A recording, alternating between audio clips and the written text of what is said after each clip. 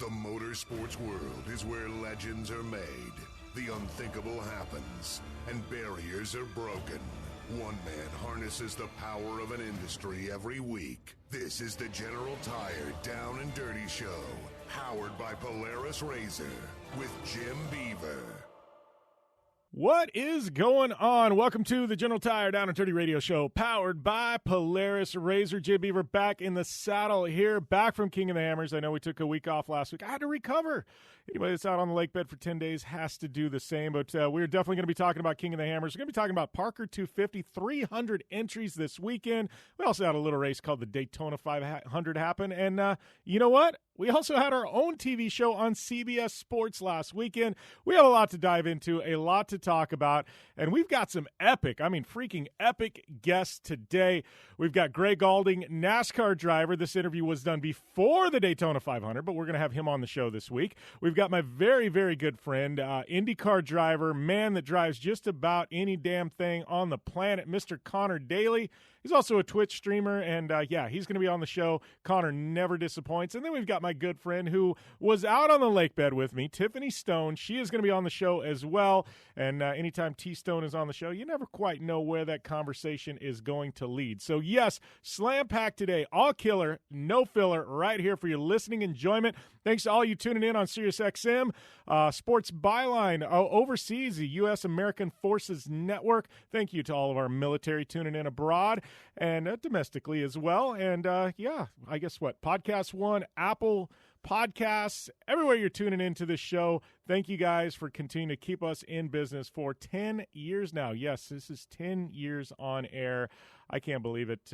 It's it's been a journey, but thank you guys for continuing to support the show. If you got any questions for me as we're live, hit me up at JimBeaver15 on social media. We'll try and get those answered in the show, and if not, who knows? Maybe I'll answer them on social media. Or we'll push them back till next week. But I know it's been kind of a weird start to the year. We've been kind of delayed on some of our shows. We took weeks off here and there because of King of the Hammers and some other events. But I promise you got my commitment that we are going to have a ton of epic content moving forward right here on the show. And we'll be weekly from here on out. And that being said, I am actually going to be on ground at Supercross in Dallas in March for Super Tuesday. So really excited to be able to go to a Supercross event. First one in a couple of years because of COVID. So we got a lot of fun stuff happening here on the show. So, yes, you want to hang tight not only next week and the weeks following, but this week and today as well. And we'll be back with more right here on the General Tire Down and Dirty Radio Show, powered by Polaris RZR. Whether you're looking for a tire that balances high performance responsiveness and traction in wet and light snow conditions, excellent handling and traction in wet and dry conditions, or a summer performance tire designed with the driving enthusiast in mind, General Tire has you covered. From the all-new G-Max RS to the Grabber ATX, no matter what you drive, General Tire will get you where you're going. Learn more at GeneralTire.com. General Tire, cruising with the Down and Dirty Radio Show since 2012. You want extreme performance, reliability, and the most fun you can have on four wheels? The Polaris RZR brings it to you. But you don't need to take my word for it. You can take theirs. I'm Tanner Faust, and I choose the Polaris RZR because it's the most fun you can have with a steering wheel. What's up? I'm Ronnie Renner, and I choose Polaris RZR because it's the sickest, most reliable side-by-side on the planet. What's up, everybody? Heavy D from Diesel Brothers. Listen, I'm on Team RZR because it's hands down the best piece of machinery on the planet. I'm RJ Anderson, and I choose Polaris RZR because it's the most fun, most capable machine. Action sports stars, TV personalities, and some of the best race car drivers in the world all choose Polaris RZR because it's the ultimate combination of power, suspension, agility, and fun. Find out more information on the web at PolarisRZR.com or follow at Polaris RZR on Facebook, Instagram, and Twitter, and use the hashtag RZRLife to share your story. Conditions off the pavement are always changing, so why settle for a light bar that just turns on and off? The Rigid Adapt is a revolutionary new light bar that will automatically select from 8 beam patterns that range from a widespread 90-degree flood to a 15-degree spot based on your vehicle's speed. Try that with your knockoff light bar. A dash-mounted controller allows the user to toggle between adaptive mode, beam patterns, and RGBW accent lighting. With Adapt, it's easier than ever to own the night. From the 2018 Master Distillers of the Year comes a bold new American whiskey and fistful of bourbon. Their whiskeys have been award-winning for generations.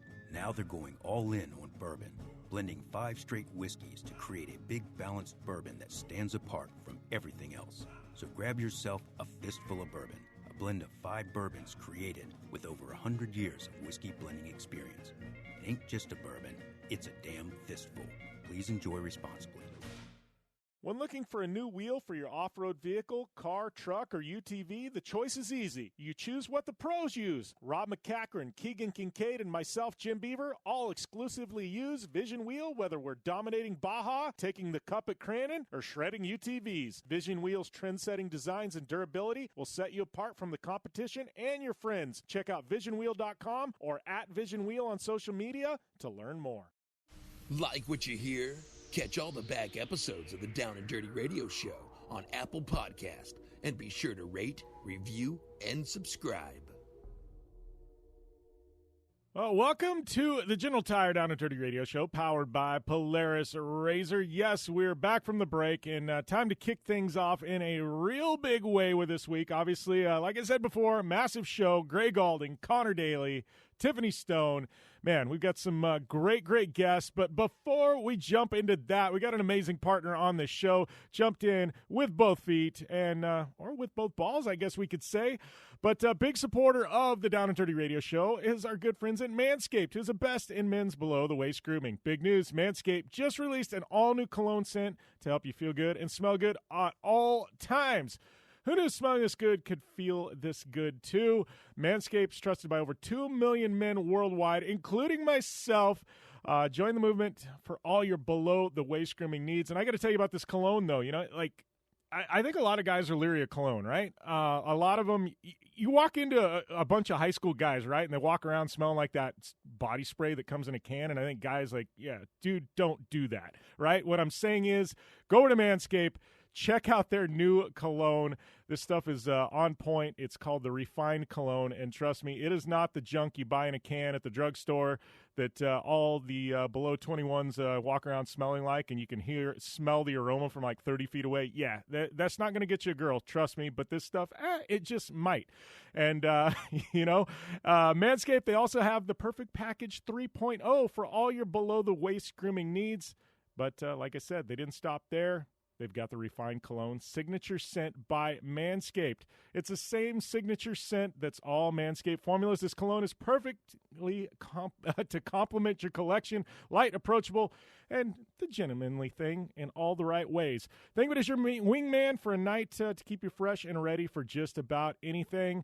And now, at Manscaped, the Refined Cologne, it completes your smell anytime.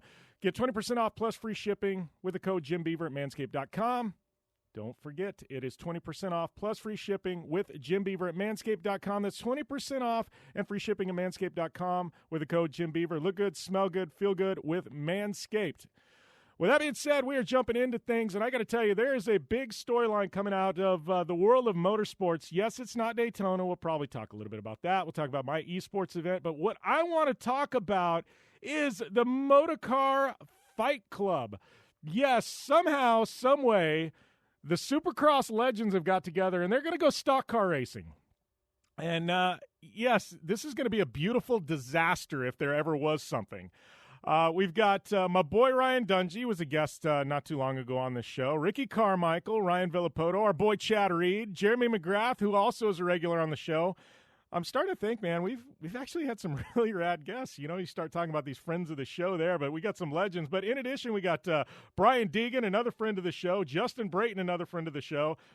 I almost feel like we need to sponsor this event because literally every single guy racing in this event has been on the show multiple times. But they're calling it the Motorcar Fight Club.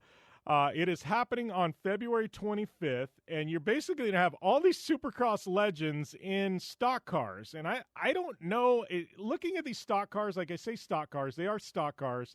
They're kind of, you're not talking NASCAR, but you're not talking jalopy. You're talking somewhere in between. Like they're fast enough to get yourself into trouble, but they're not fast enough to kill somebody. And I feel like these guys are going to be elbows out. But, obviously it's Supercross. It's going to be elbows out, but this is not going to be a nice race. Like, these guys are going to completely try and wreck one another. Not any room for nice guys, but this is happening the 25th. And I have no idea what to expect. And I'm not really familiar with Fight Club, but I think they put on all kinds of different events, so it's not necessarily just racing. But color me interested. February 25th, I don't care if it costs money. I'm jumping in on this. I'm going to have a barbecue and drink a lot of beer and probably a lot of fistful of bourbon, and I'm going to watch some of my friends completely wreck themselves in stock cars. So if that sounds like your kind of fun, Motorcar Fight Club, February 25th.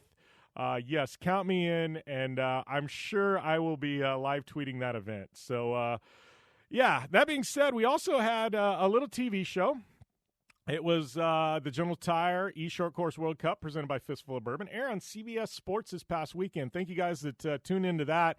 It was actually a really big moment for myself and my small little media company to help produce an event for television. But a lot of you got feedback. I know you want some more. I know all the drivers are wanting some more on TV. I've had a lot of you ask me on social media and in person, hey, are you going to have more on TV? We want more. Yes, I just don't know when. Might be next year, might be next month. I truly can't answer that question quite yet, but all I can say is thank you guys for the support. I know some of you actually missed the broadcast on CBS Sports. I know it's been taken down off social media, off YouTube, off Facebook, off Twitch because of the television airing. Now, since it's aired on TV, it will be going back up. So, yes, you can jump in on that once it goes back up, and you can catch the broadcast on pretty much every major video platform moving forward. So we're going to get those back up and going. I'll let you guys know when they are back up. So if you did miss it, it's actually worth the tune-in. It's really, really good racing, especially if you're a sim racing fan. So, that's going to go back up. Speaking of that, I mean, shoot, what do we have? We had the Daytona 500 happening this past weekend. It was after our event. I got to be 100% honest with you. I tried to watch the start of the Daytona 500, and then all of a sudden the Daytona 500, they had a little rain delay, and I say little, I mean massive rain delay, and then they came back and finished it up at night, and I got to tell you, I really didn't watch after that. I kind of lost interest. You know, when you end up having a 6-7 hour rain delay, it's I don't know. It's just it loses its luster for me. But the crown jewel of this whole thing is they did a making of Days of Thunder. And it was called Golden Hour. And I got to tell you, that was probably better than the whole damn race. I know they had it earlier in the week, and then they ended up having, re-airing it because of the rain delay. But if you guys missed this, and I'm a big documentary guy, I love movies and comedies and stuff like that. But if there's a good documentary and it's on something I like color me interested, right? This documentary on Days of Thunder probably was more interesting than the actual race. It's worth getting, and I don't know where it's at. I don't know where it's at online. I'm assuming it's going to be available on a lot of streaming platforms. But, man, you want to talk about a documentary? Like, the stuff that went into this. Like, I had no idea when they made Days of Thunder that they actually had 2 movie cars entered in the race. And so they started at the back of the race, and the deal was with the movie production house, they got to drive the first 100 miles of the race. And when cars approached them to lap them, they had to dive down to the bottom. And then they could resume into traffic, but they couldn't get in the way and they couldn't affect the outcome of the race. And you got to think if one of those guys that was driving these 2 fake cars in the race would actually spun out and caused an accident, would have been World War III. But the thought that NASCAR at the time, we're talking early 90s, and I was just a kid. I remember when the movie came out, I think I had the Hot Wheels of the cars, at the time, but I don't really remember, a lot about the the movie and NASCAR at the time. I didn't watch NASCAR. I was a kid. But the thought that NASCAR would allow 2 movie cars to actually race in a physical race at the Daytona 500, the biggest race of them all. I mean, think about that. Like, that would be like filming a NFL movie and allowing 2 players, one on each team, to actually be on the field at the same time the Super Bowl was going on. Like, it's the equivalent of that. Like, what in the freaking world? How did that happen? Like I said, there's all kinds of rad stuff coming out of this documentary. I had no idea that happened. I haven't watched the movie in years. Makes me want to go back and actually watch the movie. But it was definitely interesting. And like I said, I think it was actually better than the whole Daytona 500. Not that I actually watched the Daytona 500, but just saying, it's worth the watch, especially like documentaries. Anyways, we're going to take a short break. We come back. I'm done rambling. I'm going to be rambling with Conor Daly when we return here to the General Tire Down and Dirty Radio Show, powered by Polaris RZR. Your life demands a tire that provides durability, comfort, and performance, and that's what General Tire delivers for you. From the all-season grip of the Grabber UHP to the comfort and on-road manners of the Grabber HTS to the durability and off-road traction of the Grabber AT2, General has a tire that will help get you where you need to go. So let us take you on your next big adventure. Tweet us at General Tire, hashtag anywhere is possible, because with General Tire, anywhere is possible.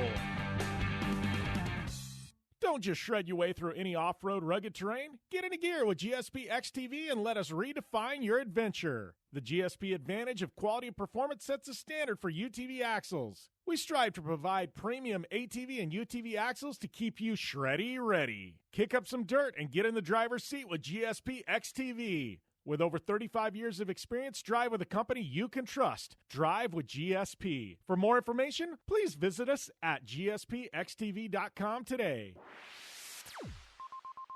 You're listening to the Down and Dirty Radio Show, powered by Polaris RZR. All killer and no filler.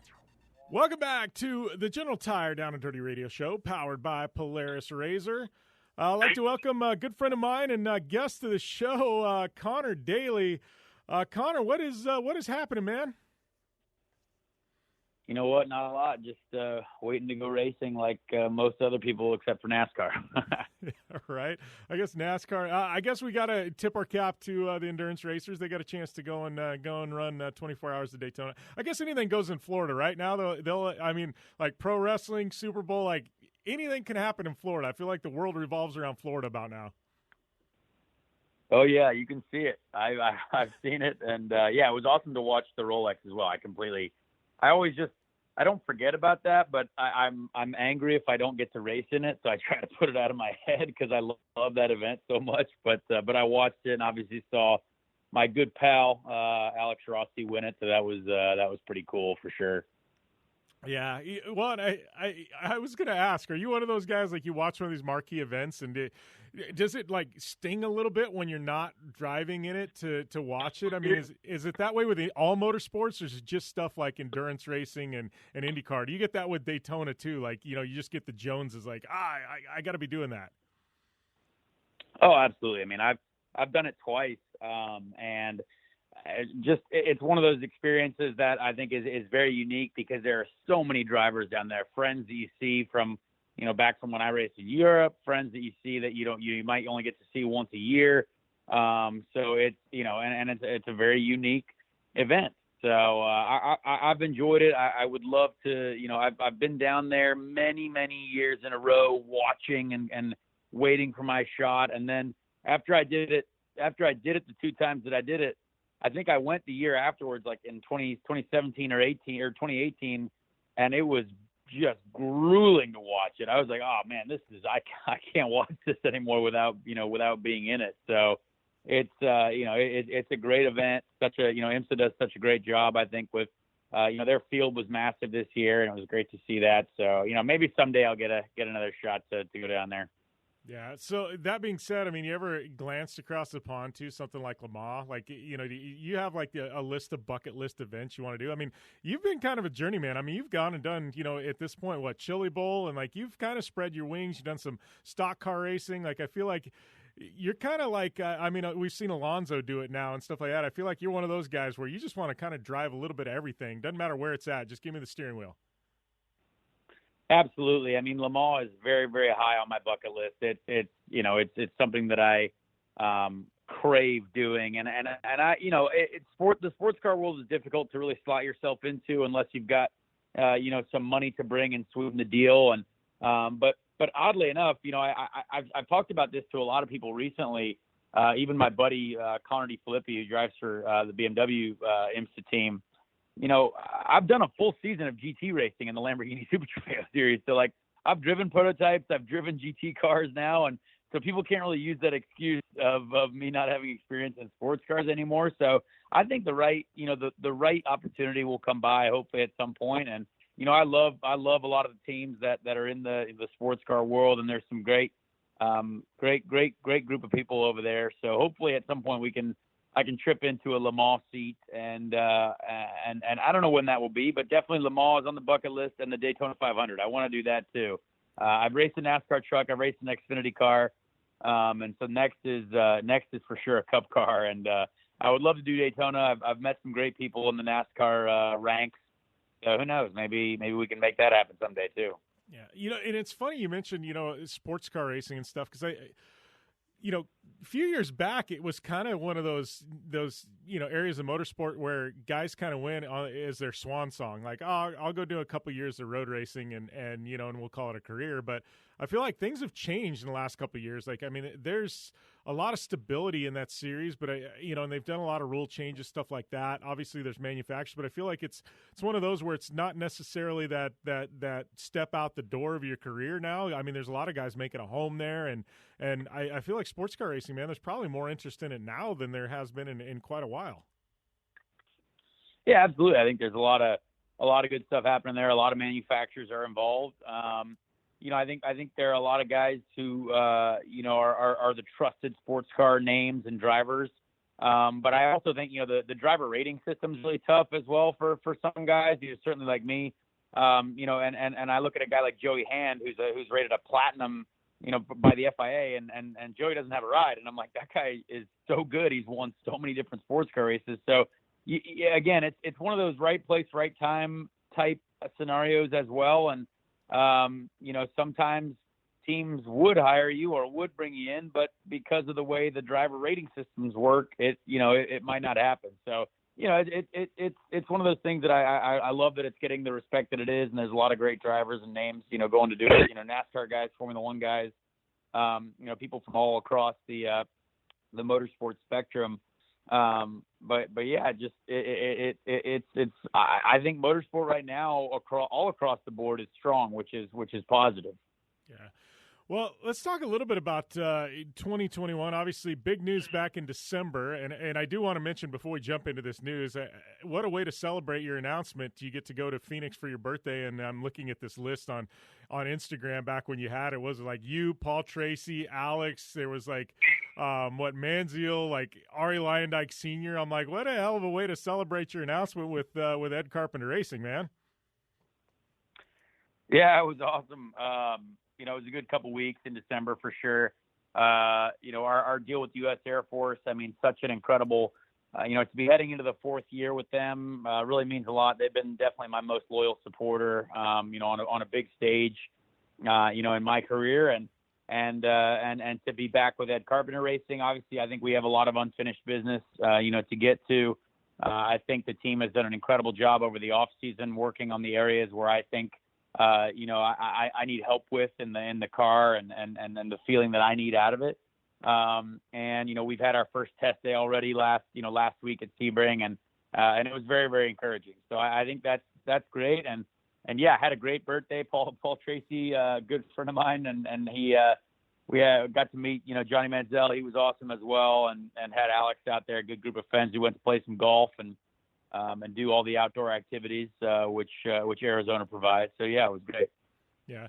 Well, kind of looking at things, obviously things pushed back a bit this year just due to coronavirus and things like that. I mean, starting things off at Barber, but I'm looking at this opening stretch, and I know, obviously you're doing the Indy 500, and that's the only oval you're slated to do for ECR right now. But I'm looking like, it's like 4 races in the first 2 weeks of the year, and then you turn around and 2 weeks later you got road course at Indy, then a couple of weeks of qualifying, and then the Indy 500. Turn around and you got a doubleheader in Detroit. I mean, you want to talk about 2 months? It's just going to be absolutely grueling, man. I mean, the start of this IndyCar season, I know it's been delayed, but it's gonna make every single weekend count, man.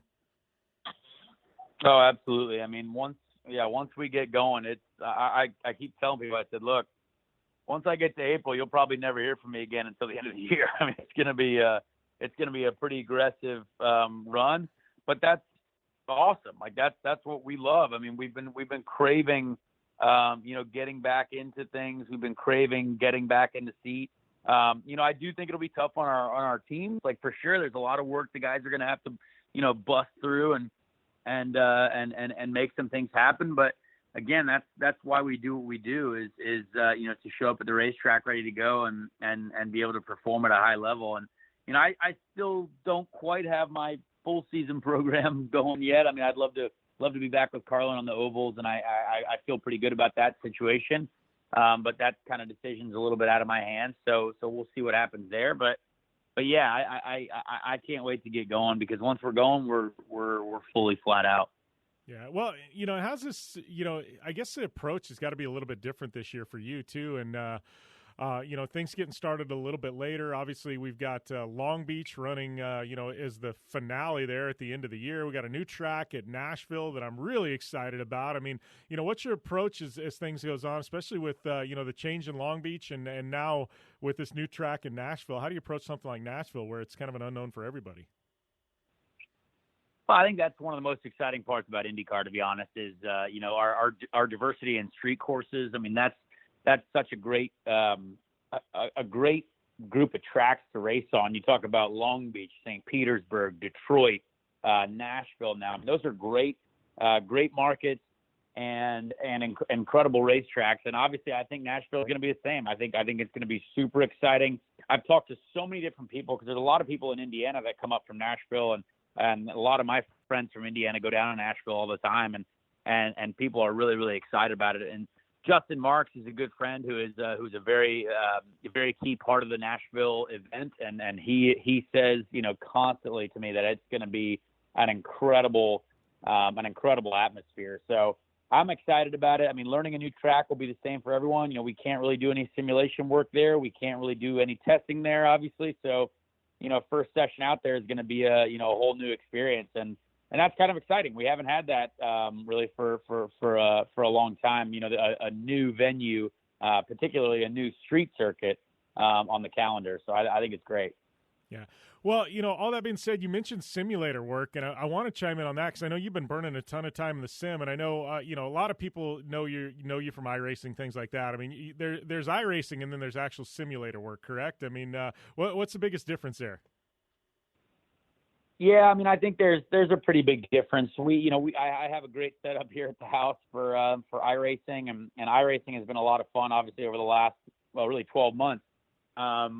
But yeah, when we go to Charlotte with Chevrolet and Pratt & Miller, they have a full IndyCar tub that's motion capable, and everything is pretty high detail on some of the real data that we get from the racetrack. So yeah, I just spent the last 2 days there, actually, in Charlotte on the simulator with my engineers and my teammate Renus, and we try to do as much as we can, because we get 2 days of testing, 2 days of on-track practice before, our first road course race. So that's not a lot of time on the physical racetrack. So we try to spend as much time in the simulator, and obviously with technology, they're always getting more and more info, and they're always trying to make it, as close to real life as possible. And, I think it'll be a little while before we get to, a full match of real life. But for now, it's good to focus on things that you want to develop as a driver, and maybe getting rid of bad habits, which is something that I think I've done over the last few months. And the simulator helps with that for sure, because the hardware, the pedals, the steering, the stuff like that is all very similar to real life. All right, we're going to pump the brakes right here on Conor Daly, because we got a lot more to come with Conor, but we got to take a short commercial break. We'll be back with more with Conor Daly when we return here to the General Tire Down and Dirty Radio Show, powered by Polaris RZR. I'm Polaris rider Jim Beaver. I race trophy trucks professionally, host a Down and Dirty radio show, and also travel the country announcing motorsports events. I've seen it all, and trust me, I've done most of it, so when it comes time to relax on the weekend, nothing is better than taking time with my family in our RZR vehicles. They've got the reliability I need to just pick up and go explore the desert, dunes, or trail, and have the capability to attack even the harshest terrain. If you're looking for some of the most reliable and safest, and hands down most capable off-road machines in the world, look no further than than Polaris and their award-winning lineup of RZR vehicles. Whether you want your daughter to experience off-road driving for the first time in a RZR 170 like me, take the entire family out in a RZR XP4 1000 on the weekend, or shred the desert and dunes in the all-new RZR XP 1000 Fox Edition, Polaris has you handled. Take my advice and join me and some of the best drivers in the world by driving a Polaris RZR. Check out the full Polaris RZR lineup at Polaris.com or follow them on Facebook, Instagram, and Twitter at Polaris RZR. Your life demands a tire that provides durability, comfort, and performance, and that's what General Tire delivers for you. From the all-season grip of the Grabber UHP to the comfort and on-road manners of the Grabber HTS to the durability and off-road traction of the Grabber AT2, General has a tire that will help get you where you need to go. So let us take you on your next big adventure. Tweet us at General Tire, hashtag anywhere is possible, because with General Tire, anywhere is possible. When looking for a new wheel for your off-road vehicle, car, truck, or UTV, the choice is easy. You choose what the pros use. Rob McCachran, Keegan Kincaid, and myself, Jim Beaver, all exclusively use Vision Wheel, whether we're dominating Baja, taking the cup at Crandon, or shredding UTVs. Vision Wheel's trend-setting designs and durability will set you apart from the competition and your friends. Check out visionwheel.com or at Vision Wheel on social media to learn more. Looking to have some fun on four wheels? Dirtfish Rally School has you covered. Packing as much adrenaline and adventure as you can handle into high-performance all-wheel drive and rear-wheel drive Subaru rally cars is where the fun begins at Dirtfish. Just 30 minutes outside of Seattle in Snoqualmie, you'll get a chance to train up to 3 full days with some of the country's best instructors and be put through the high-octane rush of rally on mud, dirt, and tarmac. Get started today and call 425-888-7715 or visit us online at dirtfish.com and use code 911 for a 15% discount. Life is all about sound, the sound of sports, the sound of the racetrack, and the sound of your vehicle. Don't drive around listening to this. Drive around listening to the sound of performance. Gibson Performance. Gibson Performance Exhaust is the company who can turn this into this. Remember that life is all about sound, and Gibson Exhaust is the sound of performance. Check out your next catback exhaust system, headers, muffler, or UTV exhaust at GibsonPerformance.com and get more power and more sound. Like what you hear?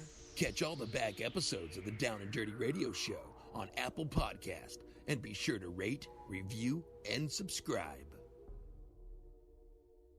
Welcome back to the General Tire Down and Dirty Radio Show, powered by Polaris RZR. Been catching up with my good friend Conor Daly, and we're going to jump back into that interview right about now.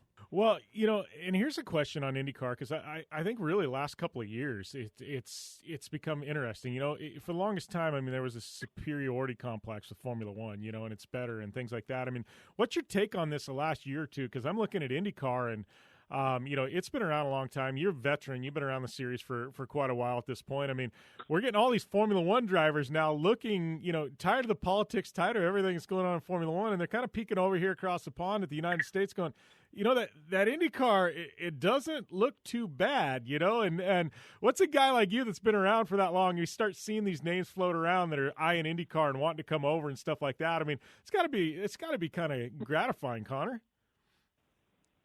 Well, honestly, I mean, IndyCar is without a doubt the most competitive series on the planet right now, and the most diverse schedule with the most champions from various series from around the world come to compete in IndyCar, and a lot of them at the Indy 500 as well. I mean, you have 7-time champion Jimmy Johnson coming to race IndyCar. You have multiple Formula One guys who have now come over: Marcus Ericsson, Roman Grosjean, Fernando Alonso. Guys that are really taking this seriously, and V8 Supercar champion Scott McLaughlin. I mean, these guys are really good drivers, and we already have some of the best drivers in the world in IndyCar, and I really hope IndyCar, as on the marketing side, really takes advantage of this, because there's truly nothing like IndyCar right now on the planet. There really isn't. NASCAR is incredible; they do a great job with marketing. But it's a different type of racing. It's a different atmosphere for sure. And Formula One is always going to be Formula One. It's always going to be the biggest in the world. It's always going to be, 2 to 3 cars have a shot at winning, maybe one, and that's it. But if you want to be a race car driver and you want to have a shot at a race win every weekend, IndyCar is the place to do it. And we have some incredible events. We have some incredible tracks. We have the Indy 500, which is still massive. And right now we have a very strong grid of potentially, I think, 26, 27 full-time cars, which is, more than we've had in a long time. And there's a lot of positive momentum. And I truly hope IndyCar gets the respect that it deserves, starting this year. And hopefully we just, we all work together to get this product out to the people and just literally make people more aware that we exist. Because that is our biggest problem right now, is not enough people know that we exist. Well, and here's, you are a guy that, you've had to, you've made a business case for IndyCar, right? You've had to hunt your own sponsorship at times. You've been on the ground floor, you've been in board meetings, and, going back 5-6 years ago versus today, Conor, you go into a board meeting, you're meeting with a company. I got to think that the business proposition for sponsoring an IndyCar team or an IndyCar driver it's never easy, but I got to think it's maybe, the doors opened a little more and they're a little more receptive now than, say, they were 5-6 years ago.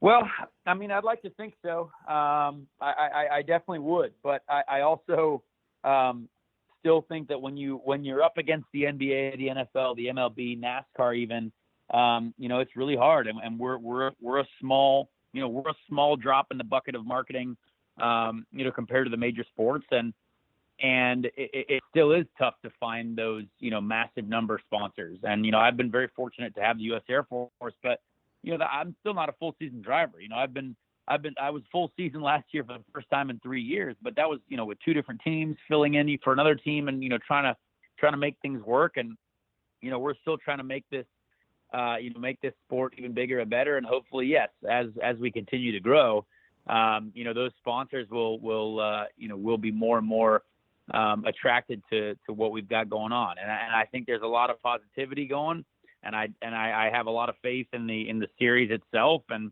I was a fan first before being a driver, and as a fan, I couldn't be more excited about, this season ahead. Yeah. And, going into that, I mean, how crucial is, say, your social media, and I mean, you've blown up on Twitch. I mean, this is probably one of the coolest surprises, I think, of the whole pandemic is your Twitch feed, because it doesn't matter what you do, you've got people tuning in, and I think it's really rad, that the way you were able to kind of spin that. But I mean, how important now is that personal branding and that personal touch and the added things with social media and Twitch you're doing to say, to bring in these partners?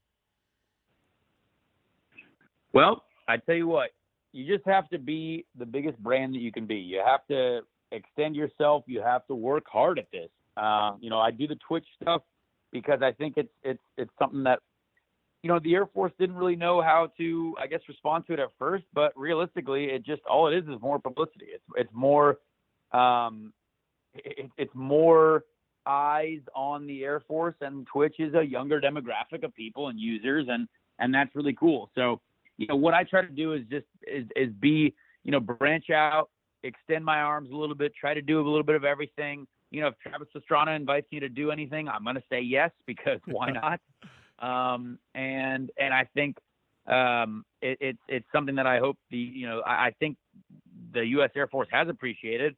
Otherwise, they wouldn't be back. They're very serious with me. Like, if this wasn't producing the numbers that they needed, they wouldn't come back as a sponsor. And so clearly it has. So you just got to keep working at it. This is hard. It's harder than it used to be. You don't just have to be a driver anymore. Yeah. Unless you're Scott Dixon, you don't just have to be a driver. You have to be a marketing company. You have to be an entity. You have to be a recognizable, human being from multiple different areas. So yeah, I try to do anything and everything, and I always will, because I love working hard to be a race car driver. Yeah. So last question before we let you go, man. Obviously we're about 2 months out. 2 months out from Barber. What's the next 2 months look like for Conor Daly in preparation for that race there in Birmingham? Well, we've got one more test day at Birmingham. February 22nd. So we'll be out there getting our last day of preseason testing in, which will be really, really important. And I'm not sure if I'm on the sim again before before then, but I know we'll be on the sim for sure in March, and probably doing a lot of stuff with iRacing as well, in March. But yeah, might have something else exciting to do early March, a real race rather than a virtual race. So stay tuned for that. But yeah, it's going to be a busy next couple weeks. February's been nonstop for me so far. I mean, I just got home late last night, and I'm sure I'll be traveling again next week at some point. And it's it's been busy, but it's good. I'm glad a lot of positive energy going for this year, and hopefully it's better. Wow. Man, it is always a pleasure catching up, buddy. I know you are busy. We'll let you relax a little bit, and always fun catching up, and I'm sure we will again after the season starts. I appreciate that, man. Thanks a lot. So that was my boy Conor Daly, and Conor and I, first time I actually spent some time with him was a Long Beach Grand Prix 2 years ago, and I was there and ended up, I was in a restaurant with a couple of people, and Conor walked in, and he was kind of like looking around, and he ended up sitting down with us at the table, and we had some drinks, and and probably, I don't know, talk for a couple of hours, you know what I mean? And right there, I was like, not a lot of IndyCar drivers would do something like that, and Conor he knew me, and he was looking for some people who they didn't show up yet. He sat down at our table. Those people showed up. They joined the table. A couple of hours later, we're all having drinks, and it was a good time there at Long Beach, but just tells you the kind of guy he is. You want to talk about a down-to-earth guy, and I think that's why he's been as successful as he has in his career. I mean, he obviously his family's got a legacy in motorsports, you know what I mean, and things like that. But he's never played that up. He's always been his own man, and I can appreciate that. And Conor definitely, I think, being the people person that he is, it's got him a long ways in this industry.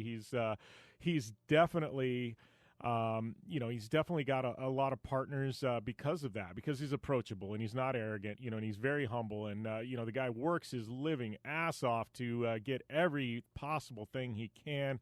Really, really excited about him being with Ed Carpenter Racing. Obviously, you guys know that us and Ed Carpenter Racing are good friends. We have a rallycross program together with with iRacing and the World Championship and a collaboration there. But I'm really, really stoked for him. He's one of the good ones. A lot of times, there's a lot of drivers sometimes that have the right funding and they get seats that maybe they shouldn't have. And, things like that. Conor's not that guy. This guy's worked for everything he has, and he deserves his great seat at Ed Carpenter Racing this year. It's got me really, really excited to see, what's to come. And obviously, this is going to be, second year there with ECR. And, I think having that stability, knowing the team, knowing what you're getting into this year, it's going to make it even that much better. Talking about that, you start looking at Indy 500, things like that. I mean, Conor, strong run last year and qualifying in that. It's got me excited for this year. Could this be the year Conor Daly, he shines through at Indy? I mean, obviously Ed Carpenter, one of the greats when it comes to qualifying and putting their cars up front. And I think Conor, this is going to be a really, really complete team this year. I really, truly feel that way. Ed Carpenter Racing, you don't want to call them a dark horse because I don't think that does them justice. But I got to tell you, if you're not counting on ECR this year, they definitely need to be on your radar because I think, as things progress here, it's going to be a good year for them and a good year for Conor Daly. That's for sure. So. IndyCar, it is in full swing. Obviously, schedule's being jumbled up. I can't wait to get out to an IndyCar race. Obviously, you guys know this. I mean, I'm an IndyCar fan. That's that and Supercross. If I'm going to go spectate any kind of motorsports, it's going to be that and Supercross. NHRA is fun, too, when you can get down the water box. I just love racing, but I'm really looking forward to IndyCar. I was looking forward to being in St. Petersburg. Obviously, that's kind of been shuffled around. I don't know if we're going to make it out to St. Pete to the around there in Florida, but definitely Long Beach Grand Prix, probably Indy 500 sometime in the month of May. I don't know. We'll have to figure it out. Crazy schedule coming up. But, yes, I am racing this weekend. We'll dive into that here in hour number 2. Big event here happening in Parker with the Best in the Desert Parker 250 with the Mid 400 being delayed till December. Open up the calendar wide open for like a 2-month stretch. And it seems like everybody that owns a UTV or race UTV, regardless of series, they're all converging on Parker here, my hometown, this weekend. Over 300 entries in the UTV division. That's nuts. That's insane. I think my race alone, we were doing the math. There's like over 160 UTVs in my race alone.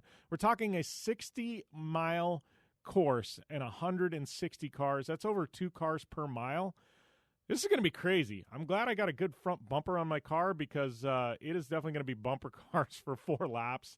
But it is going to be a big one. We are going to dive into that. We'll probably talk about some other off-road news as well, dive into some of the Mint 400 news, and that getting delayed. I've also got a big video project dropping this week. We'll dive into in hour number 2. We got a lot, and obviously we got Tiffany Stone, we got Gaulding, we got great guests still lining up to come on the show today as well. And it is going to be a great hour number 2, but we are going to take a short commercial break here. We're going to come back. We're going to wrap up hour number 1, and then hour number 2 will be a bonus on the General Tire Down and Dirty Radio Show, powered by Polaris RZR. Conditions off the pavement are always changing, so why settle for a light bar that just turns on and off? The Rigid Adapt is a revolutionary new light bar that will automatically select from 8 beam patterns that range from a widespread 90-degree flood to a 15-degree spot based on your vehicle's speed. Try that with your knockoff light bar. A dash-mounted controller allows the user to toggle between adaptive mode, beam patterns, and RGBW accent lighting. With Adapt, it's easier than ever to own the night. From the 2018 Master Distillers of the Year comes a bold new American whiskey and fistful of bourbon. Their whiskeys have been award-winning for generations. Now they're going all in on bourbon, blending 5 straight whiskeys to create a big balanced bourbon that stands apart from everything else. So grab yourself a fistful of bourbon, a blend of 5 bourbons created with over 100 years of whiskey blending experience. It ain't just a bourbon, it's a damn fistful. Please enjoy responsibly.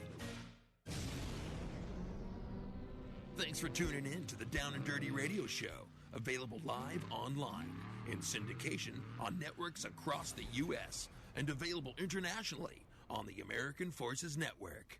And we are back here on the General Tire Down and Dirty Radio Show, powered by Polaris RZR. Time to wrap up hour number 1 and move on to hour number 2. Yes, we got a big hour number 2. Like I said before, Tiffany Stone coming up, NASCAR driver Gaulding coming up. I got a segment where anything's going to go. I don't even know what I'm going to talk about in that segment yet. So if you got fan questions, hit me up at JIMBEAVER15 on that little social media machine. And I know we'll be talking some Best in the Desert, some Parker 250, because that is going to be a massive, massive event this weekend. Maybe go down some driver lineups, things like that. Guys to watch out for, girls to watch out for. It's going to be a big one this weekend. Obviously, maybe we'll dive into a little bit more about Daytona, but I don't know. I don't feel like there's a lot to talk about there. Obviously we had a first-time NASCAR winner. That's huge news, but I feel like anytime you delay something by like half a day and it gets run at night, it loses its luster. So I don't know. Not to throw NASCAR under the bus, but yeah, I'm throwing them under the bus. Bus officially just ran them over. So, yes, I guess what else do we have? I think we're going to dive into a Dirtfish Rally Report to kick off hour number 2 as well. So we've got that coming up, and do want to give a shout-out. I know we're going to have him on the show sometime very soon. I've been texting with him, but my good friend Jason Ellis, obviously he's got his new podcast, kind of company, I guess, but it'd be fun to catch up with Ellis. But long-time supporter of the show, long time, I don't know, he's been on this show maybe 6, 7, 8 times at this point, but do want to give a big shout-out to him. I was a big listener of a show, now moved over to the podcast format, and I'm a big listener there as well. So do want to give a shout-out to my boy Ellis, and you guys should go and check out his new podcast. And yes, Jason will be on the show in probably in the next couple of weeks sometime. We'll be talking about his new show and everything Ellis is doing. I know he wants to get out in some razors with me sometime soon as well. So I just don't know that I want the repair bill for Ellis to come out and drive razors with me. But Jason, if you're listening, I'm just being honest, buddy. But yes, we will have him on the show sometime coming up soon. But check out his new show. And before, I guess, we sign off on hour number 1, do want to once again remind you, our good friends there in Manscaped, they've got their new signature scent over there, their new cologne, right? It's the new men's refined cologne signature scent by Manscaped. You can check out that as well as everything else at Manscaped's website, manscaped.com. Don't forget 20% off plus free shipping using the code JIMBEAVER at manscaped.com. That's 20% off and free shipping with the code JIMBEAVER at manscaped.com. JIMBEAVER15.com. And, I guess I've got that segment. You got any fan questions at JIMBEAVER15? Hit me up. Let me know. And I don't know what else. I feel like I got something really big to say, and I can't remember right now what it is. But I'm sure we're going to dive into that and a whole lot more here in hour number 2. I know Ken Block's been posting a lot of stuff on social media with some of his old cars, so maybe we're going to jump into some Ken Block talk and dissect all his Gymkhana cars over the years and maybe some of our personal favorites. So, I don't know. We could go a lot of directions in hour number 2, but you want to be here for that right here on the General Tire Down and Dirty Radio Show, powered by Polaris RZR. You want extreme performance, reliability, and the most fun you can have on 4 wheels? The Polaris RZR brings it to you. But you don't need to take my word for it. You can take theirs. I'm Tanner Faust, and I choose the Polaris RZR because it's the most fun you can have with a steering wheel. What's up? I'm Ronnie Renner, and I choose Polaris RZR because it's the sickest, most reliable side-by-side on the planet. What's up, everybody? Heavy D from Diesel Brothers. Listen, I'm on Team RZR because it's hands down the best piece of machinery on the planet. I'm RJ Anderson, and I choose Polaris RZR because it's the most fun, most capable machine. Action sports stars, TV personalities, and some of the best race car drivers in the world all choose Polaris RZR because it's the ultimate combination of power, suspension, agility, and fun. Find out more information on the web at PolarisRZR.com or follow at Polaris RZR on Facebook, Instagram, and Twitter, and use the hashtag RazorLife to share your story. For 100 years, General Tire has provided tires for your lifestyle, your adventure, your anywhere. Born from competition, the Grabber tire offers the durability and off-road traction you demand in a tire. We put these tires to the test in the harshest off-road racing conditions to give you a tire that will make your anywhere possible. So let us take you on your next big adventure. Tweet us photos at General Tire, hashtag anywhere is possible. Because with General Tire, anywhere is possible.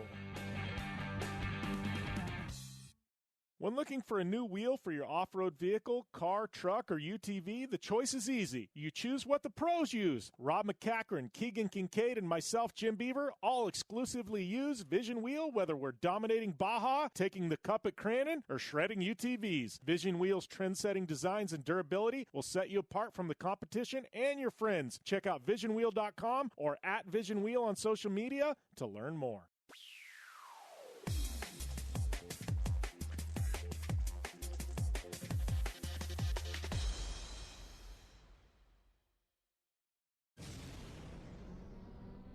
Thanks for tuning in to the Down and Dirty Radio Show, available live online, in syndication on networks across the U.S., and available internationally on the American Forces Network.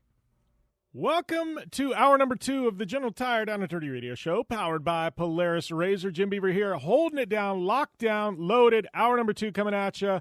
Tiffany Stone, as well as Gray Gaulding, NASCAR driver, Xfinity driver, will both be on the show this week.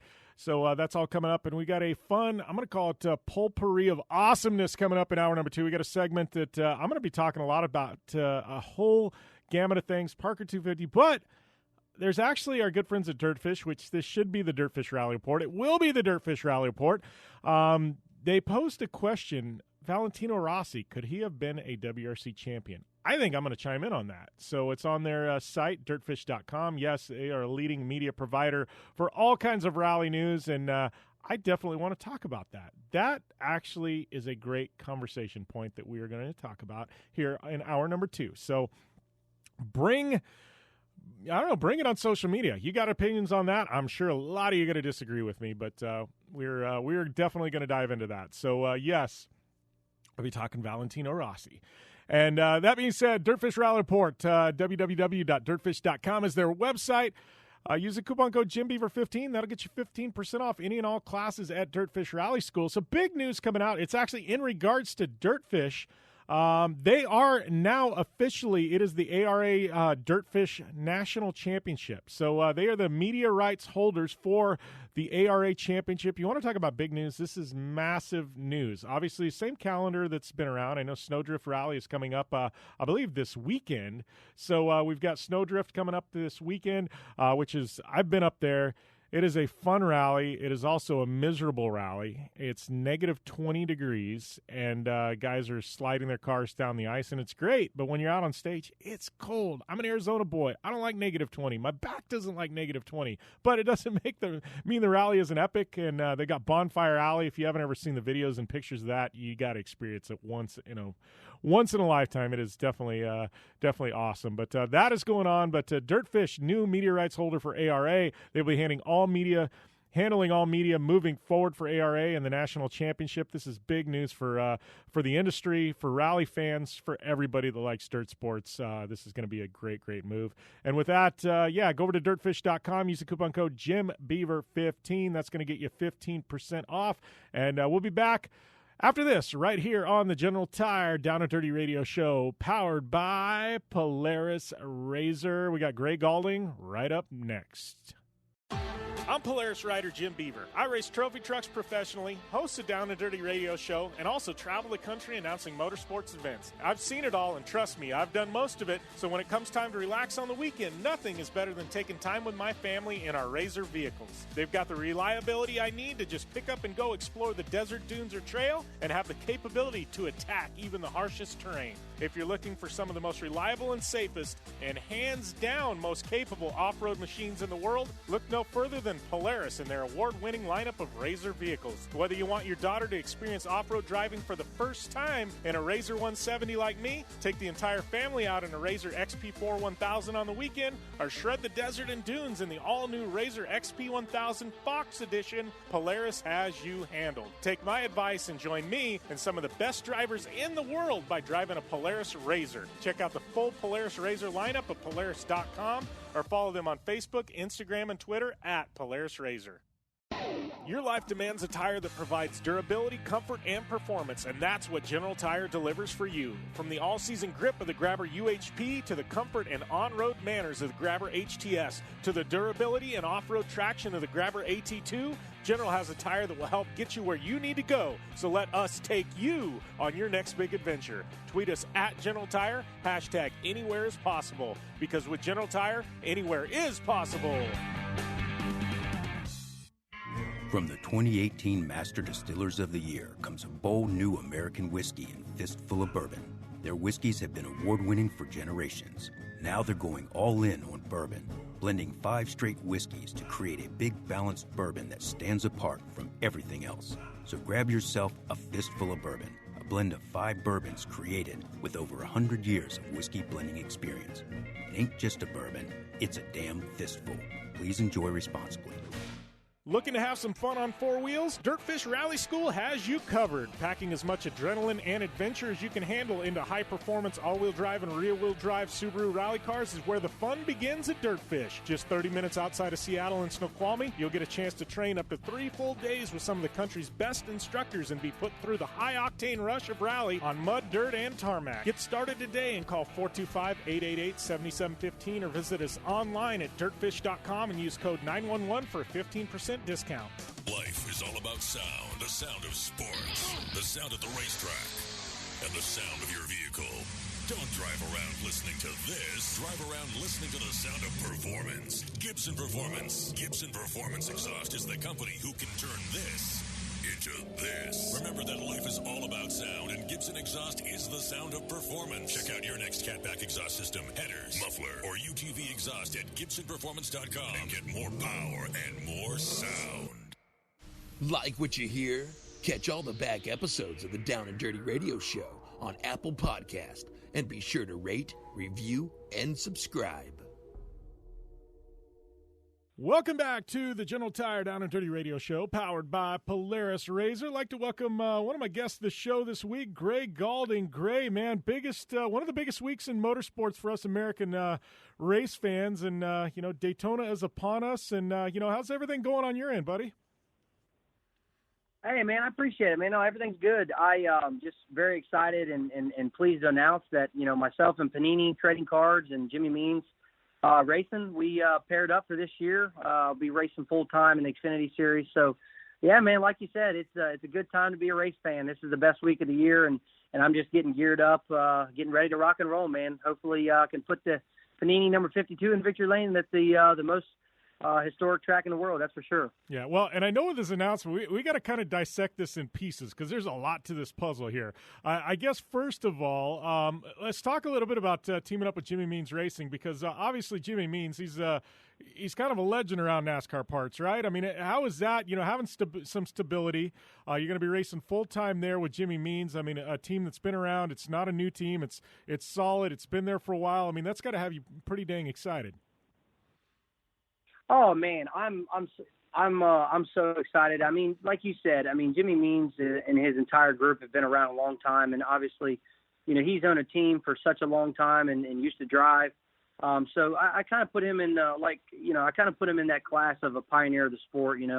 This is all he knows. This is his life, and he loves to race, and I'm just like him. I love to race too, and I think with his team, being established, I really think they had a tough season last year, and I think with what I can bring to the table as a caliber driver, I think I can really bring something different flavor. And obviously we're bringing Panini trading cards, which is great, having them back on to have some funding and all the things we need to compete. But, I just think it's just a good time for myself and Jimmy we kind of had to hit the reset after last year. And when I came down and sat with him for about an hour, I was sold because I know he's got still a lot of fight in him and I got a lot of fight in me. And I really think we can do big things together this year. And that's our goal, is to kick some butt week in and week out. Yeah, and how is that as you as a racer? Because, I mean, last year wasn't exactly, a season, to remember for you. I mean, how is it to have solid footing going into this year going, you know what, I know I'm going to be there every single week. I got great sponsors. I got a great team. Like, we can run the table on this thing. I mean, as a driver, having that stability and not having to worry about things on the outside, and finding funding or finding a ride and bouncing around and running partial schedules. I mean, that's gotta mean a lot heading into this year. Oh man, you said it best. I'm just thankful to, like you said, I know exactly what team I'm going to be with every week. I got my flight schedule, my hotel schedule. It's nice having a schedule because last year was definitely not your average year. But you got to do what you got to do though. That's why I look back on last year. I thought we had some pretty solid runs in the Cup Series for the team, and the caliber cars that we had. I thought we outperformed and did a good job, but you understand, when you're racing on Sunday against the big dogs, I mean, everything has to be perfect. The money, the people, the adjustments, everything plays a part into that. But I think, like I said earlier, I mean, the main thing for me was to almost hit the reset and say, okay, what's going to get my career back on the right path and where I want it to go and where I want to be. And I really do think that Jimmy Means, a lot of people might say his team it wouldn't be the first on their list, but at the end of the day, it's about the people and the guy behind this race team, which is Jimmy himself. He's just a racer, and that's the type of people I want to race for. It was the same with Bobby Dotter when I drove for him in 2019. We clicked. He was a great mentor to me, and I really feel like Jimmy's already a mentor to me. His one-liners that he comes up with and just his his personality is really fun to be around. So just excited to have a schedule and excited to have all my partners back, walk-ons, Panini, and like I said, just have some fun. That's what we're going to do. Have some fun. Yeah, well, let's talk a little bit about Panini because I know they stepped up in a big way with your program this year. One, I got to tell you, the car looks killer, man. I mean, it really does. Oh, thank you. Man, it looks so good, doesn't it? Yeah, that's going to look really, really damn good at 200 miles an hour, let me tell you that. But, that being said, yeah. I mean, there's sponsors and then there's fun sponsors. Like, I mean, I got to think you got to be stoked. Panini, I mean, I've seen some of the cards that, that you're in and, some of the signed cards, things like that, some of the prismatic cards. I mean, you got to be pretty excited about this. I mean, did you, collect trading cards growing up? I mean, now you're enshrined on cards. I mean, this is a rad sponsor to have. Oh, for sure, man. No, I was a very big trading card collector growing up. I mean, I remember being at the lunch table, trading baseball, football card, obviously NASCAR cards, with my buddies. So I think the synergies are there. And I think that's what's so cool about not just having a sponsor. I look at Panini, they're family. Like, the individuals they have that is a part of that amazing company is great to be around. And they're a big fan of mine. And the feelings are definitely mutual. But, to actually have something on your car and on your suit and on your shirt that you represent and you can relate to that sponsor I think it's so important. And for me, when this relationship came on, I knew it was going to be a great partnership. But like you said, I mean, what a rad, cool sponsor. I mean, just the things that I've been able to do with our partnership. I mean, I had Patrick Mahomes on my car in 2019, and I finished 6th at Bristol, and it was just a real big hit. And then, having Patrick Mahomes, tweeting me on my Instagram. So, it's really cool what Panini does. They get their athletes and their ambassadors. We all cross-promote, and honestly, we all want the best for each other, and I think that's what's just so amazing is to, like Jason, he was at the Super Bowl the other day. It's like you don't get to do that with the average sponsor, but I'm very privileged and appreciative for everything they do. And, man, I just can't wait to keep this thing rolling. Yeah, well, that being said, obviously, Daytona, it's this weekend. It's the biggest race of the year. Obviously Friday, I think you guys have first practice, then you roll right into qualifying and racing on Saturday. I mean, what's the approach this week? Obviously, things, I feel like it's, especially with qualifying, then a few hours later racing. I mean, it's a little bit interesting dynamic with Daytona this year, but, how are you approaching this weekend, man? Well, I think the main thing is, we need to have a good qualifying effort. We're probably going to do some single car runs in practice just to make sure everything's fine, everything's tidied up.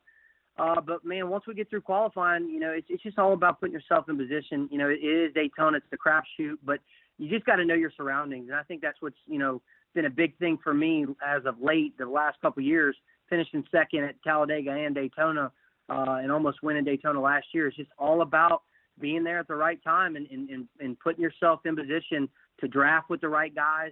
But also, like I said, you have to be there at the end. There's going to be a big wreck. So the best thing you can do is just pray you're not around it. So hopefully we'll have a good day. But, man, the goal is to really win the race, and I think we can do it. Yeah. Well, and, talking about the big race, the big wreck, you as a driver, how do you approach that? Because, at some point during the race, stuff's going to hit the fan, and it can be taken out of your control. Is there any way you set yourself up as, to try and avoid that initially, or do you just roll with it, man? You kind of can't really be racing with that in the back of your mind.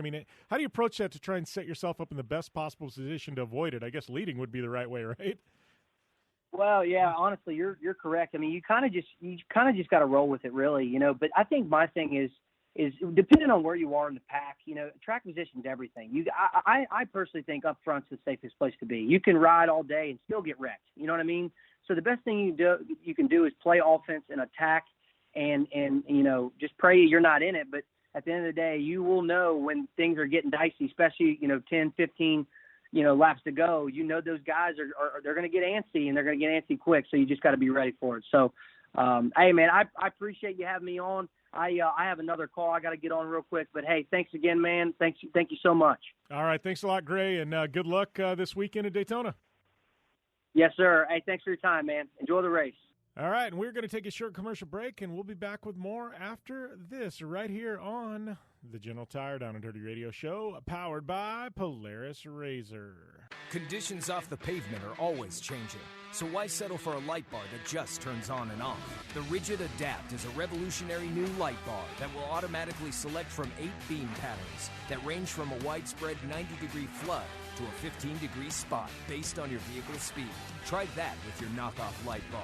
A dash-mounted controller allows the user to toggle between adaptive mode, beam patterns, and RGBW accent lighting. With Adapt, it's easier than ever to own the night. Don't just shred your way through any off-road rugged terrain. Get into gear with GSP XTV and let us redefine your adventure. The GSP advantage of quality and performance sets a standard for UTV axles. We strive to provide premium ATV and UTV axles to keep you shreddy ready. Kick up some dirt and get in the driver's seat with GSP XTV. With over 35 years of experience, drive with a company you can trust. Drive with GSP. For more information, please visit us at gspxtv.com today. Thanks for tuning in to the Down and Dirty Radio Show, available live online, in syndication on networks across the U.S., and available internationally on the American Forces Network. Welcome back to the General Tire Down and Dirty Radio Show. powered by Polaris RZR. Just had Greg Gaulding on. Next segment, we're going to have Tiffany Stone on. And, this is kind of our potpourri segment. Something just kind of popped up, and I decided we're going to talk about this today. It's something that it's interesting radio conversation. Let's put it that way, right? We're all about interesting radio conversations here. Before we do jump into that, though, I do want to let you guys know, don't forget, Manscaped has their new Refined Cologne. Make sure and check it out and get 20% off plus free shipping with the code JIMBEAVER at manscaped.com. It's 20% off and free shipping with the code JIMBEAVER at manscaped.com. And,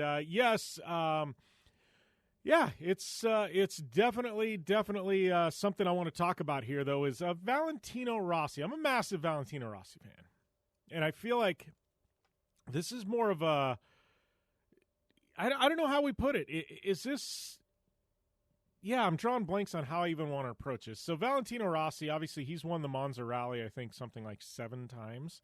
And Dirtfish posed a question, could Valentino Rossi have been – a WRC champion? Well, I think he still could be.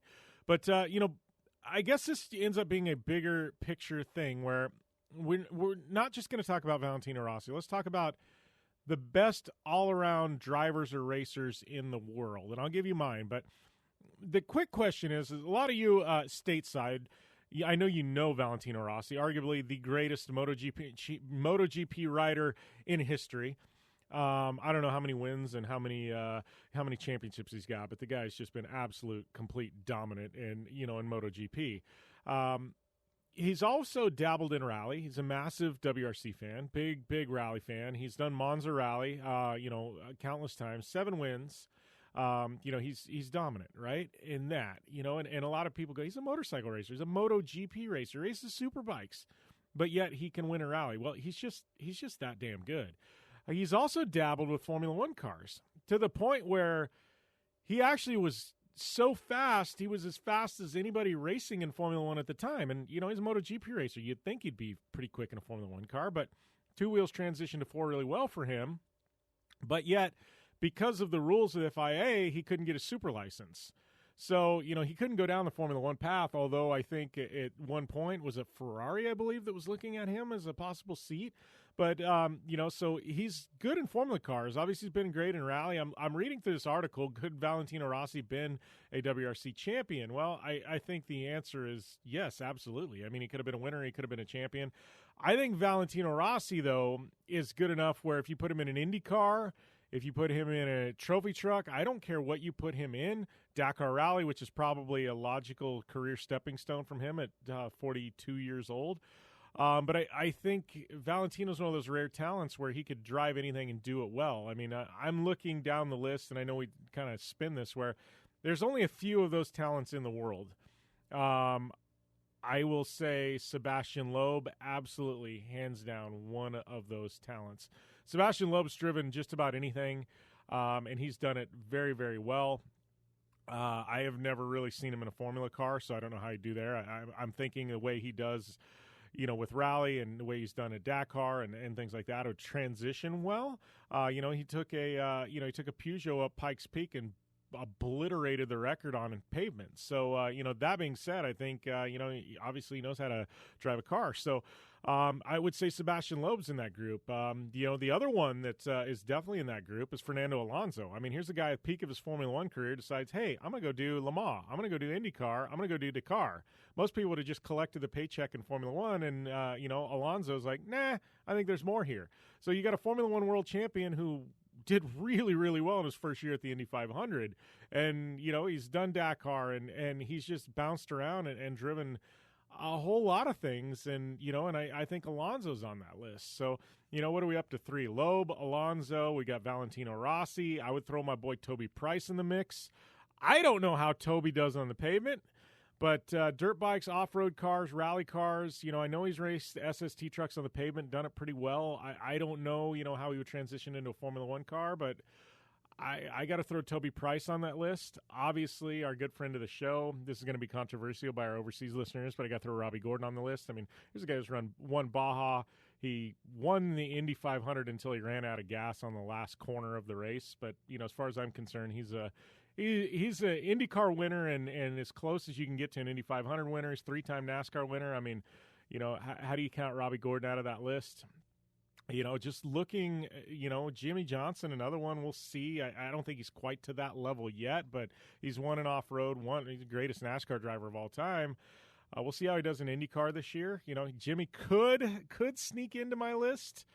But, I think there's a few names right there that I'm going to throw at you that I think are definitely in that conversation as, some of the greatest all-around drivers. I mean, the big one that I haven't even talked about yet, and I throw him up in Rossi territory, is our good friend Travis Pastrana. And a lot of people laugh, and I'm like, no, look what TP has done. He got bored with Supercross because he was winning there. Goes into FMX, obviously one of the greatest FMXers of all time. But, he loves rally cars. He's, won stage rally, won championships in stage rally. He's won rallycross races. He's jumped in a trophy truck having never have driven one before. And, and all of a sudden he finished, what was it, third place or fourth place at the Mint 400, arguably one of the biggest off-road races of the year. He goes and he does short course. He goes and does one-off NASCAR races. Like, here's a guy who will drive anything, anywhere, anytime, whether it be two wheels, four wheels. Like, Travis is an amazing talent. He could race at the WRC level. I think give him a year, and I think he'd be up to speed. Obviously, he's beaten Ken Block in stage rally here in the States. Ken has scored points in WRC, so there you go, right there, proof in the concept. So Pastrana, another one, that I would definitely throw on that list of the best drivers that can drive just about anything in the world at any given time.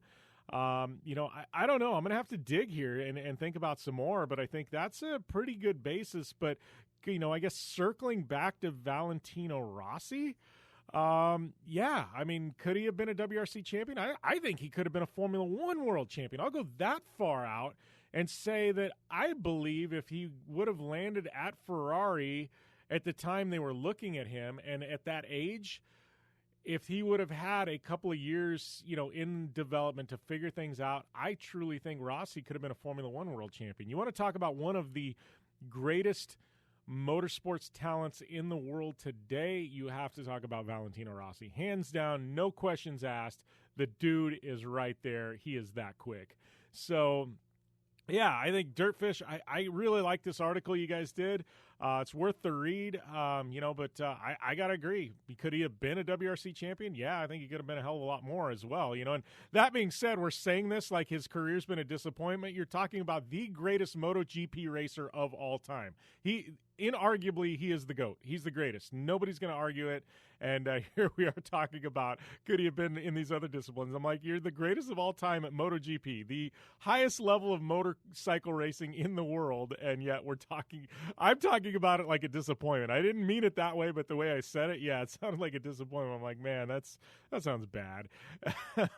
And especially for European fans and listeners of the show, MotoGP over there is just insane. Americans, that's one thing that I think is a bummer. Americans haven't developed the taste for motorcycle racing like Europeans have, at least in regards to road racing and things like that. I think, and that's kind of a bummer because I'm a massive MotoGP fan. But obviously Supercross is, Americans ride or die with Supercross, and rightfully so. Supercross is badass, but yeah, but Rossi, he's a badass. Let's just put it that way. Actually, I think it has to do with anything with Rossi, right? Our good friend Alex Rossi, I think people confused him. He said it on the show. He goes, Valentino Rossi. He goes, people thought they forgot that I was American because of my last name. And he goes, I'm from California. I'm an American. But he goes, I went to Europe and Americans didn't associate me doing Formula One with an American because Valentino Rossi's name carried so much weight. They just assumed I was European. So, yeah, anytime Valentino Rossi overshadows Alexander Rossi, an Indy 500 winner, the name carries some weight. But that being said, yes, I said we would get into talking about the Best in the Desert Parker 250. That is this weekend. I don't know how much time we got left in this segment, but it's not a hell of a lot left. But I do want to give kind of the quick rundown. I know we will be doing some social media. on site for my race program. We got our new race car. I haven't even talked about that yet on air. We'll probably talk about it next week because the video isn't out yet, but you want to be watching for that video that will be dropping tomorrow, Thursday, if you're tuning in online. If you're tuning in nationally, video's already out. Head over to my social media and watch it. But we'll be doing some live media, kind of mile marker updates, things like that on social during the race. Check out Best in the Desert's social media as well. I know they'll be doing updates. I don't know if there's going to be any live streaming for this event or not, but it is a massive one. So things really get underway Saturday. Our race starts at 1 o'clock Mountain Time. That is noon Pacific. There's 100 and I believe 60 plus entries, and we start at 1 o'clock. I'll go off the line probably a little after 1. I don't know. Expect maybe 5-hour race. It's going to be 4 laps. It's hard to tell. We're going to get dust. We're going to get traffic. It's a lot of cars on a track at one point in time. I can't even guesstimate what lap times or what things are going to look like. First lap's going to be fast. Second lap, it's going to turn into a disaster real quick. So, yes, that is going on, but 160 entries in our classes, in the desert classes, but at 300 total UTVs. It's going to be massive. I guess it's kind of weird. It's going to be a sprint race. Normally this race is about 90-mile loops. Because of COVID, some of the areas got shut out. We're going to be running 62-mile laps. So instead of 3, we're running 4. It's going to be a sprint race, and it's going to be rugged. It's going to get nasty, and it's going to be interesting. But definitely, if you are an off-road fan, you want to be, checking it out this weekend. If you're in western Arizona, southern Nevada, you're in SoCal, make your way out to Parker this weekend. It'll definitely be worth your time to watch some of the best UTV drivers in the world do battle. So, I guess we need to wrap up this segment. We're going to have Tiffany Stone coming up next, probably talking a lot of King of the Hammers, a lot about what went down out there in Hammertown here about a week and a half ago. Seems like it was just yesterday. I'm still recovering from it. But, yes, we're going to be talking about King of the Hammers when we return here to the show. So hang tight. We still got a lot more to come in hour number 2 of your favorite motorsports radio show, the General Tire Down and Dirty Radio Show, powered by Polaris RZR. Don't go far. We are coming back right after this short break. Whether you're looking for a tire that balances high performance, responsiveness, and traction in wet and light snow conditions, excellent handling and traction in wet and dry conditions, or a summer performance tire designed with the driving enthusiast in mind, General Tire has you covered. From the all-new G-Max RS to the Grabber ATX, no matter what you drive, General Tire will get you where you're going. Learn more at GeneralTire.com. General Tire, cruising with the Down and Dirty Radio Show since 2012. Looking to have some fun on 4 wheels? Dirtfish Rally School has you covered. Packing as much adrenaline and adventure as you can handle into high-performance all-wheel drive and rear-wheel drive Subaru rally cars is where the fun begins at Dirtfish. Just 30 minutes outside of Seattle in Snoqualmie, you'll get a chance to train up to 3 full days with some of the country's best instructors and be put through the high-octane rush of rally on mud, dirt, and tarmac. Get started today and call 425-888-7715 or visit us online at dirtfish.com and use code 911 for a 15% discount. You're listening to the Down and Dirty Radio Show, powered by Polaris RZR. All killer and no filler. Welcome back to the General Tire Down and Dirty Radio Show, powered by Polaris RZR. I'd like to welcome one of my very, very good friends who I just got to see for a week out there in the dirt, both of us recovering from King of the Hammers. But Tiffany Stone, welcome to the show. I know you're not back to Detroit City quite yet, but I don't know. Have you fully recovered? Because I can tell you we are recording this on Monday, and I have not. No. Like I had mentioned before, my father lives in Southwest AZ, so taking a few more days just to recover. I heard Detroit got dumped with a lot of snow, so I'll take the nice weather in Arizona and the sunshine and all that over the snow. But heading back, I think tomorrow, getting back there finally. But to answer your question, no, I have not recovered. My voice is a little scratchy too, so if it sounds horrible, sorry guys. Remote pit 2 was a little dusty and windy and pretty loud this past weekend.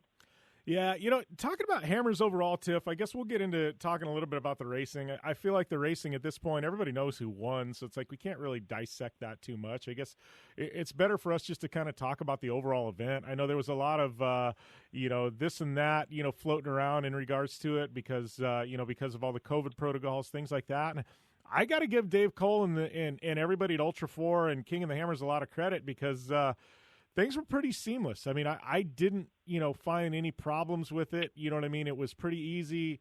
Obviously, there was an extra, level of, having to get tested either on site or bring your test, things like that. But I got to tell you, I'm still kind of amazed that they were able to pull off an event of this magnitude in this current climate.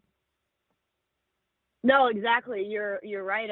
The night before I headed into Hammertown, I took my test. I was honestly kind of scared because it's like if you have it, they weren't letting you in, and I'm really excited that obviously I passed with a COVID-free test.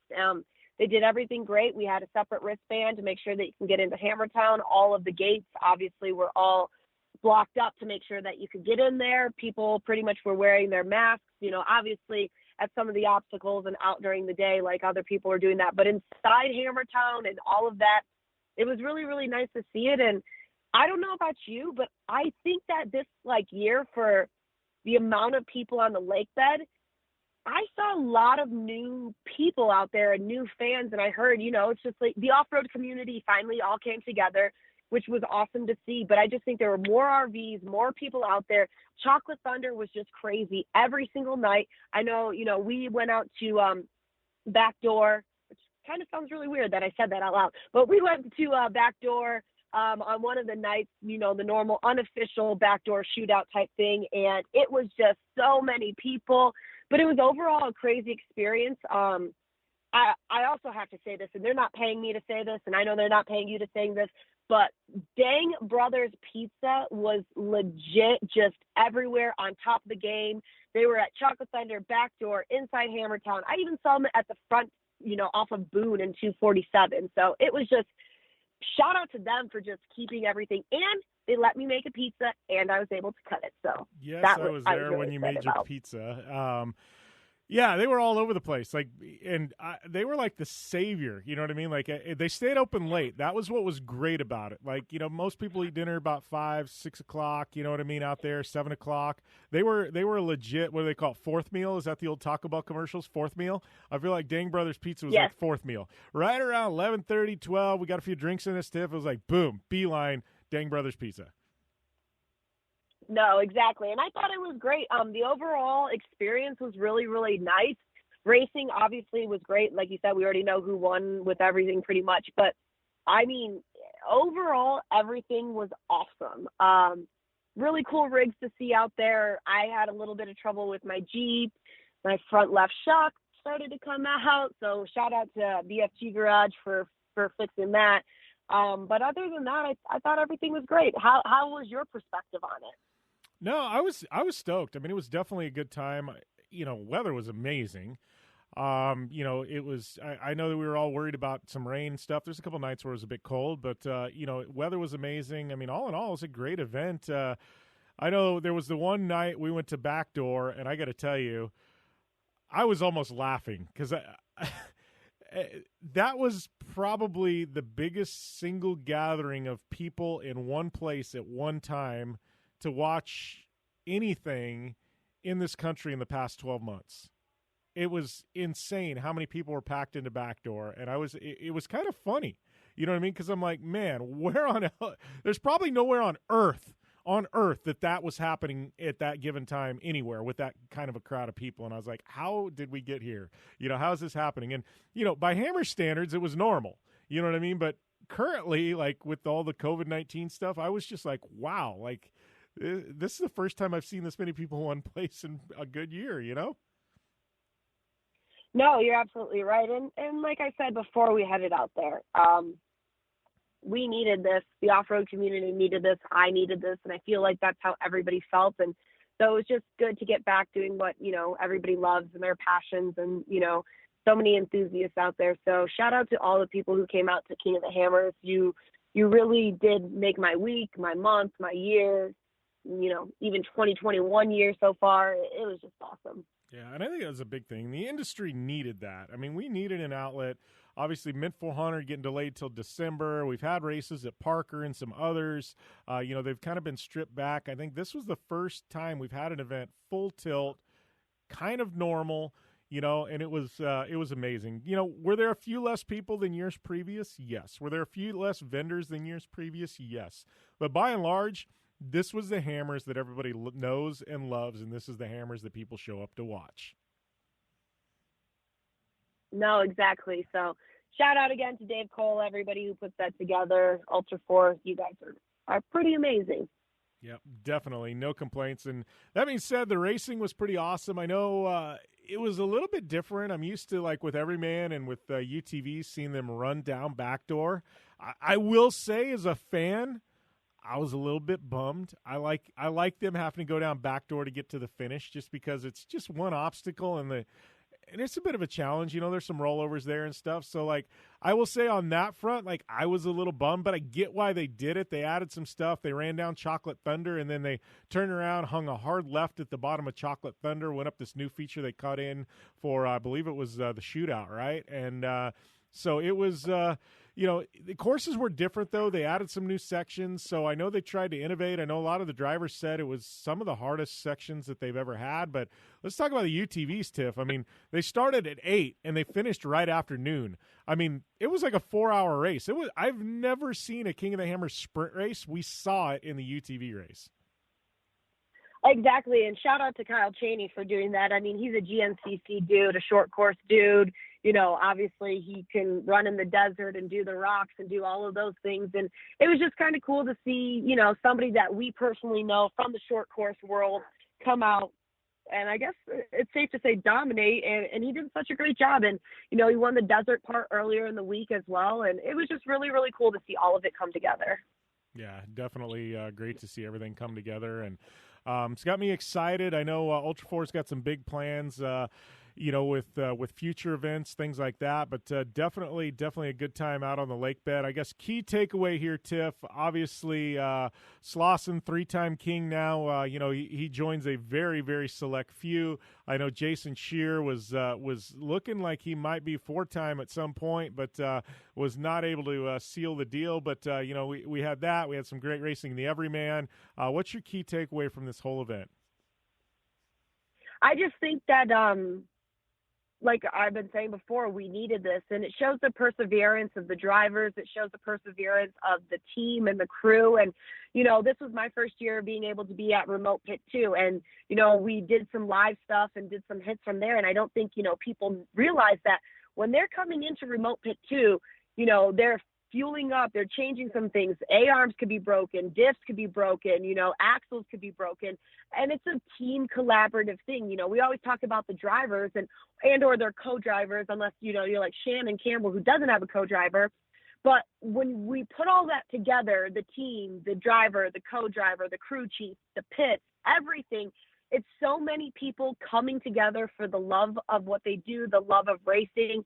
And that's why, I just want to say a big shout out to the other members of the team, because, we always see the driver, they always do the interview, we always talk about them, but there's so many people. I mean, even their wives, girlfriends, families, husbands, sons, daughters, everything coming together to make this one event happen.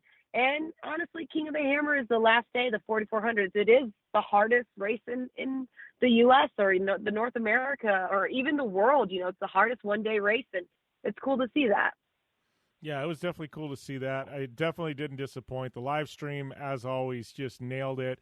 I know I'm sure they're going to have some changes for next year in regards to course layout, maybe schedule events. It felt like this year, Tiff, a very long time out on the lake bed, having like the desert races opening and then obviously the traditional races kind of close things out. It just felt like a freaking long time out there, Exactly. But I'm a little bougie, and I do get my Airbnb and landers, which is nice. But next year, I think I might get an RV or see if somebody will bring one out there so I could have like a midday pit stop area. You did allow me to come hang out in your RV and just get away from the wind or the sun or, just for a moment to catch my breath. But it's always a good time. So thank you for that one, too. Yeah. Or get a drink. Just throwing that out there. Or get a drink. Yeah. Oh, wait. I do need to say shout out to SDHQ and all of them for supplying my White Claws for the week. Oh, you got a White Claw sponsor. I see how it is. No White Claw sponsors. Just I was over there. Usually Serena from FDHQ is out there, but she wasn't out there. So Darren and Joey were out there. And I was like, hey, do you guys have anything to drink? He's like, we got White Claws. And I asked him. And then I'd only get one, maybe two a day, not even every day. It was when I had the time off or I wasn't necessarily working. And I walk over there and Dan's like, Tiffany, if you keep on asking me, I'm going to say no. So just walk over there and grab it. I'm like, thank you. That's funny. That's funny. You finally got to get your try your hand at a little fistful of bourbon as well. I will mention that. Oh, yeah. No, that was great. We were able to do that. I didn't do so much just because, I still have to work and early call times make for headaches at times, especially when you don't drink enough water because you're enjoying that so much. It was great. I'm pretty excited. Hopefully we can have some more at EJS this year too, or whatever equivalent of EJS is going to happen. Yeah, I know it's going on. I guess that's a story for another show. But yeah, that was funny because every day at Hammers was like the EJS updates. One day, EJS is canceled. Everyone's like, oh, bummer. Next day, EJS might be back on, but we don't know for sure. Next day, it's not back on. Next day, it is back on. We've got a new person and they moved counties. And it was like the roller coaster of EJS in between everything happening at Hammers. And as of now, when we're taping, EJS is officially on. So, and I don't see that changing now. It sounds like they've got their ducks in a row, which I am completely thankful for. Oh, myself as well. The EJS is a big one. I was supposed to go last year. Obviously, I couldn't, so it's exciting to be able to go this year. So that's another show, another update. You guys will have to come back and hear all about that. Yeah. Well, with that, Tiff, we do need to take a short commercial break, and we'll be back with more after this on the General Tire Down and Dirty Radio Show, powered by Polaris RZR. You want extreme performance, reliability, and the most fun you can have on four wheels? The Polaris RZR brings it to you. But you don't need to take my word for it. You can take theirs. I'm Tanner Faust, and I choose the Polaris RZR because it's the most fun you can have with a steering wheel. What's up? I'm Ronnie Renner, and I choose Polaris RZR because it's the sickest, most reliable side-by-side on the planet. What's up, everybody? Heavy D from Diesel Brothers. Listen, I'm on Team RZR because it's hands down the best piece of machinery on the planet.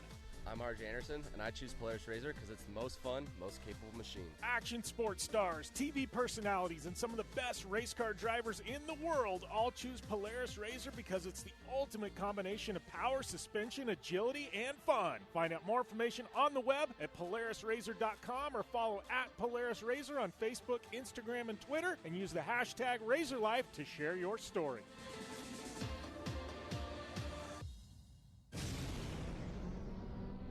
Thanks for tuning in to the Down and Dirty Radio Show, available live online, in syndication on networks across the U.S., and available internationally on the American Forces Network. Well, here we are, finding ourselves in the last segment of the day, the short one, the one where we wrap things up. Do want to thank you guys for tuning in to the General Tire Down and Dirty Radio Show, powered by Polaris RZR. I am at JimBeaver15 on social media, and Apple Podcasts, go over there and hit the subscribe button. Thanks for everybody tuning in nationally. Sports Byline, SiriusXM, obviously Apple Podcasts, Podcast One, our radio network, wherever you're tuning in, man. Thank you guys. And especially thanks to our military and our troops abroad tuning in on the U.S. American Forces Network. Thank you for everything you do for our country. Thank you for allowing me to talk here about racing and go racing this weekend, man. I sincerely, from the bottom of my heart, appreciate everything you guys do for our great nation. So big shout out to all of our partners in the show: General Tire, Polaris RZR, Vision Wheel, Rigid Industries, Dirtfish, Optimus, GSP, XTV Axles, our good friends there at iRacing, and our good friends at Manscaped.